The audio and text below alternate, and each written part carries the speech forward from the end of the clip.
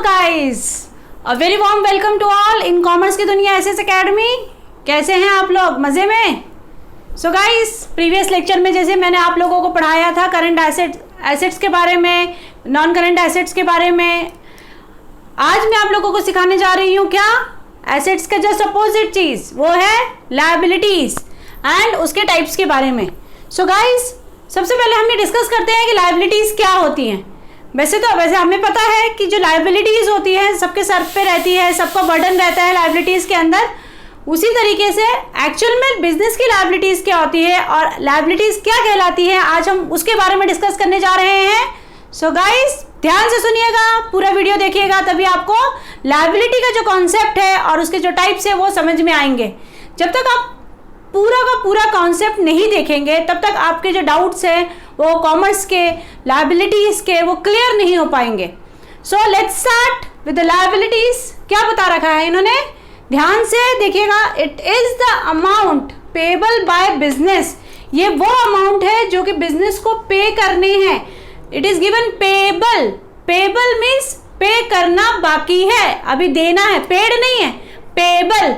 तो बोला ये वो अमाउंट होता है जो कि बिजनेस को पे करना है। तो liabilities toward the owner of the business is termed as internal liability.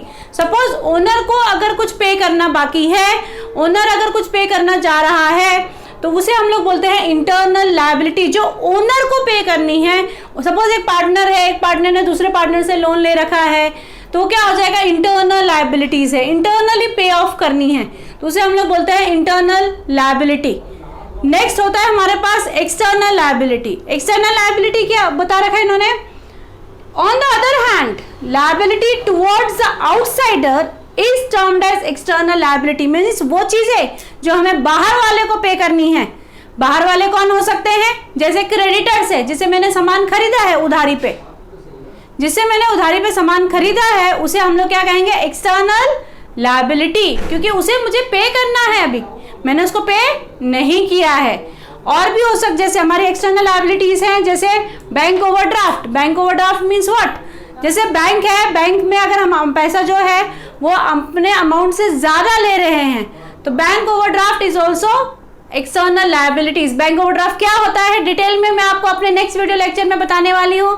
Debtor, creditor, bank overdraft, इन सब के बारे में। क्लियर? नेक्स्ट है हमारे पास long term loan. Long term loan वो होता है जो कि बिजनेस ने सपोज बैंक से लोन लिया है और बैंक को उसे पे करना है लॉन्ग टर्म में, मतलब मीन्स मोर देन 1 ईयर में, तो उसे हम लोग क्या कहेंगे? External liability. देना तो बाहर वाले को ही है ना, बैंक को ही देना है ना। बैंक क्या एक्सटर्नल है? Bank is not the part of the business, वो बिजनेस का पार्ट नहीं है।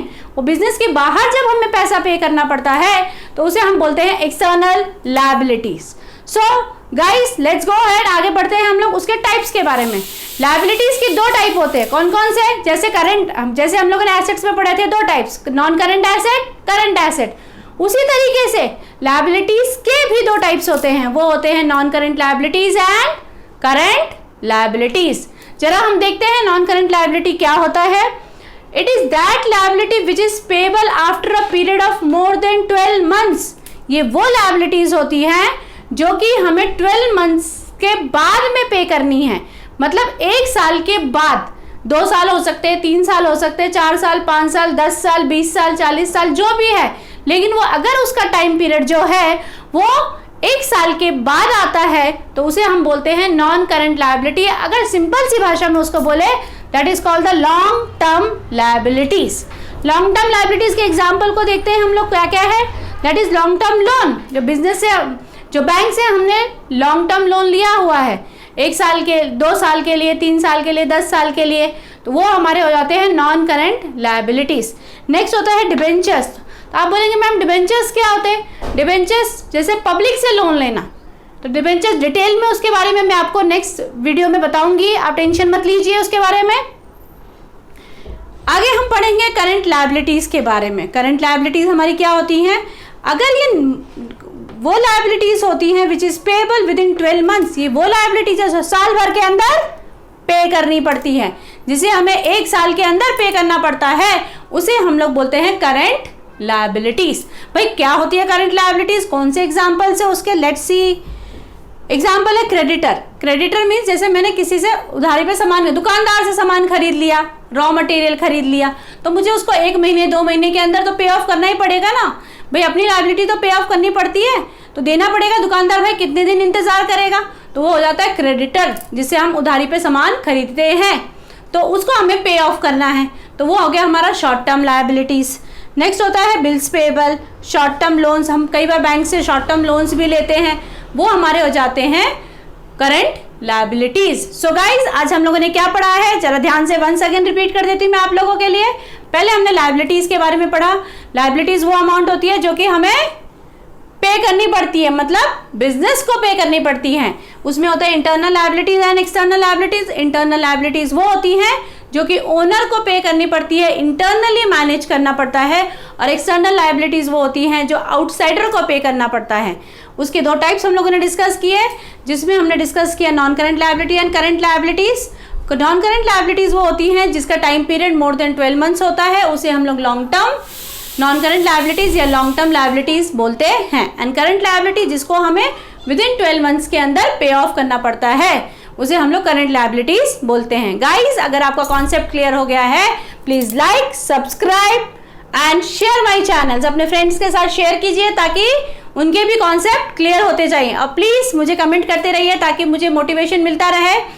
और कुछ भी आपको डाउट है तो कमेंट कीजिए, मैं आपके डाउट को क्लियर करने के लिए रेडी हूँ। आप मुझे बताइए जिस टाइम पे आप फ्री हैं, मैं उस समय से लाइव वीडियो चैनल जो है स्टार्ट करना अगस्त से I will start live video channels. जितना ज़्यादा आप सब्सक्राइब करेंगे उतना ही जल्दी मैं लाइव यूट्यूब चैनल लेना शुरू कर दूंगी। Thank you, bye bye all.